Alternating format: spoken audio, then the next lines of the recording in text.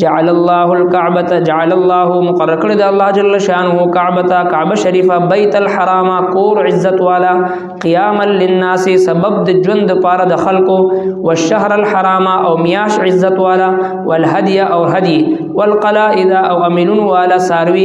ذالک د دې د پاره لتعلموا چې تاسو په شی یقین وکړي ان الله بشک الله جل شانه علم عالم دې ما فی السماوات و ما فی الارض پاغه چې پاسمانو کې پاغه چې پسمګه کې وان الله او یقینا الله جل شانه بكل شیء علیم په هر څه باندې پوهه دی. سورة المائدة آیت نمبر 97 أعوذ بالله من الشيطان الرجيم بسم الله الرحمن الرحيم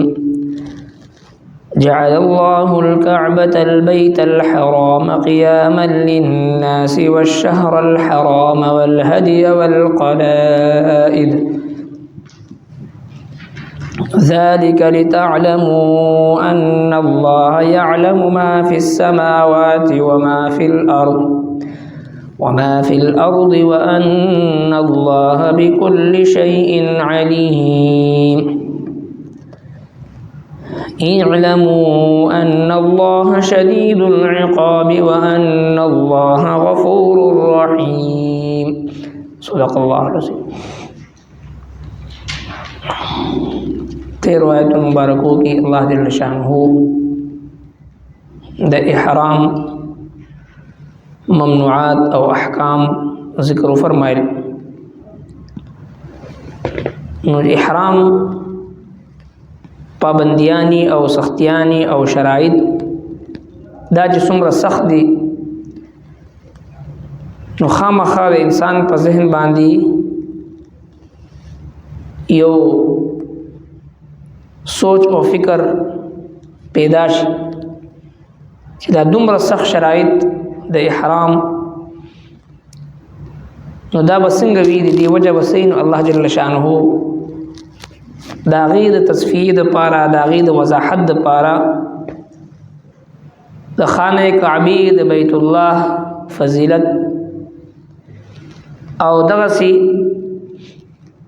د هغې عظمت بیان پدی آیت مبارکہ کی فرمائی چې څومره دا کور د عظمتونو خاوند دی د عزتونو خاوند دی نو چې کوم انسان دغه کور طرف ته ځي هغه هم ځان سره ډېر لوی خیر او فضیلت هغه راغونډوي راټولوي خیرونه او برکتونو نه خپل جولې ډکوي او واپس خپل کور ته راځي. نو د دومره لوی عظمتونو خاون زی ته ورځي نو پکار دی چې د احرام په حالت کې د یو عشق او د محبت په جذبې سره د الله تبارک وتعالی دی پاک کور ته سړی ورشي او دغه کور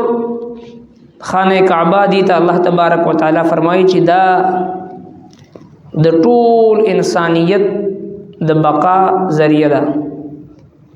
جعل الله مقرر کړی د الله جل شانه کعبه کعبه شریفه بیت الحرام کور عزت والا قیاما للناس سبب د ژوند لپاره د خلکو قیاما للناس سبب د ژوند لپاره د خلکو والشهر الحرام او میاش عزت والا یعنی ذی الحجه چې کوم میاش کی دغه د بیت الله حج کیږي دغه میاش والهدي او هدي د قربانی ساروی والقلائد قلاده هغه ساروی چې دغه په غاړه کې هار واچول شو او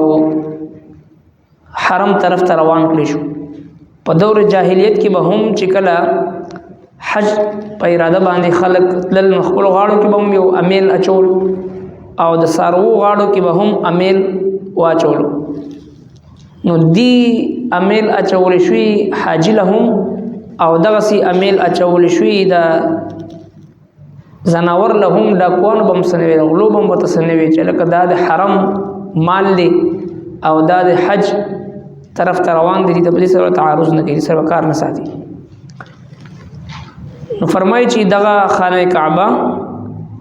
او دغسی میاش د حرام عزت والا میاش یعنی ذل حجه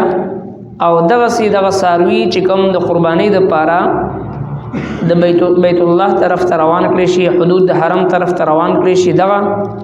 او دغه امینون والا یعنی هغه علامات چې دوی په غاړه کې پټه چول شوی وي دغه ساروی دا ټول الله تبارک وتعالى سره د دوی نسبت او تعلق دی ذالک د دې لپاره لتعلموا چې تاسو پوه شئ یقین وکړئ ان الله بشک الله جل شانه يعلم پوه دی عالم دی ما په هغه څه په السماوات او ما فی الارض چې په اسمانونو کې دی وما فی الارض او په هغه څه چې په ځمکه کې دی وان الله او یقینا الله جل شانه بكل شیء علیم په هر څه باندې پوه دی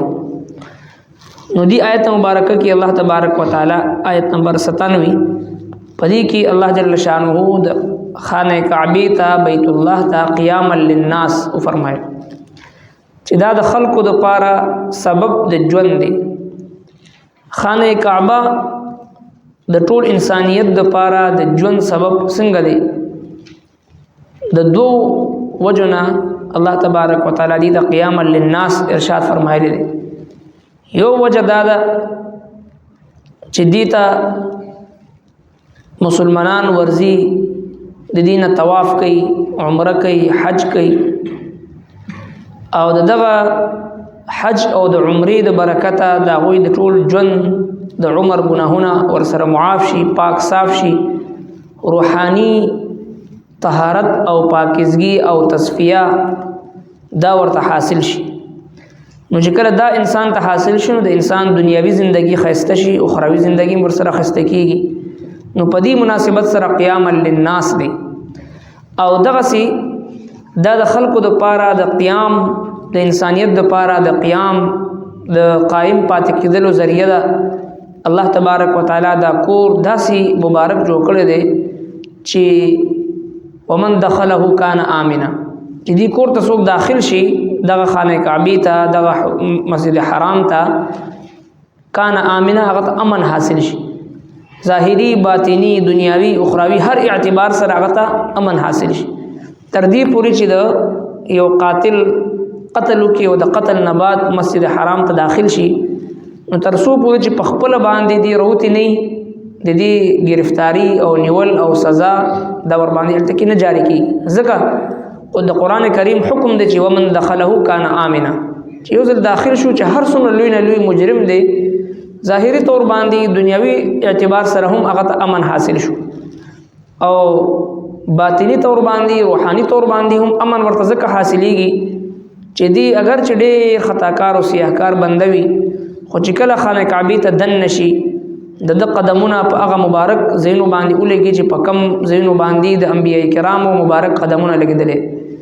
د قدمونه په هغه مبارک زینو باندې ولګي چې په کم زینو باندې د صحابه کرامو مبارک قدمونه لګیدل او د دې قدمونه د هغه مبارک زینو باندې ولګي چې کم زینو باندې انبیای کرام علیهم الصلوات و تسلیمات دغه سي صحابه کرام هغه مقدس جماعت چې رب کائنات پاغوي کې یو صحابي تبا نوم اغشتو مختلفو صحابه کرام باندې رب کائنات سلامونه را لګلې دي او انفرادي طور باندې هم اجتماعي طور باندې هم رب کائنات هغه د پاره د جنت بشارتونه را لګلې دي هغه مبارک هستیانو قدمونه پدی زمکه باندې پدی حدود د حرم باندې او د خانه کعبه په مسجد حرام کې دنه لګیدلې دي نو د یو ګناهګار انسان چې قدمونه په دغه ځای ولګي بیا دغه خانه کعبه ته قتل هم عبادت وي دین تعویدل طواف کول هم عبادت وي او داغي په خوا کې اسناس ته هم ورته عبادت وي نو دا ټول خیرونه برکتونه چې یو مسلمان راغونډي نو هغه اخروی لحاظ سره هم هغه امن حاصلېږي د جهنم نه او د قبر د عذابونو نه د نور مشکلاتونو نو لہذا الله تبارک وتعالى فرمایي چې جعل الله الكعبة البيت الحرام قياما للناس دا کعبه د خلقو د پاره د قیام ذریعہ ده یو دغه معنا دویم معنا مفسرین کرام ادا کړی دي چې ترسو پوری چې خانه کعبه سالم وي او قائم او دائم وي د کائنات نظام به قائم او دائم وي او دغه سي د بخاری شریف حدیث پاک دی چې کله یو وخت به داسې راشي چې کله رب کائنات د دې دنیا دا نظام را غونډول وغواړي دا دنیا فانی کول وغواړي یو سیاه فام غلام براشي یو تور غلام براشي هغه د خانه کعبه دیوال هغه چې هغه برا غورځي یو خخته هغه برا غورځي دا به د کائنات د فنا کېدو ټول لوی علامت وي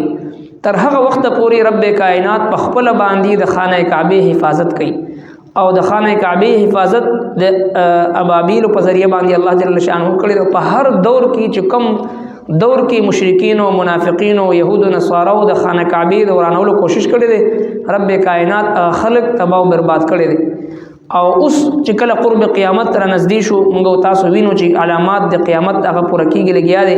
هغه پاک خور باندې سینماګانی جوړیدل هغه پاک خور باندې مندرونه جوړیدل هغه انبیای کرامو هغه مقدس زمکا شام فلسطین پاغي باندې د يهودیت قابض کېدل دا ټول هغه قیامت علامات دي چې هغه تور نزدیکی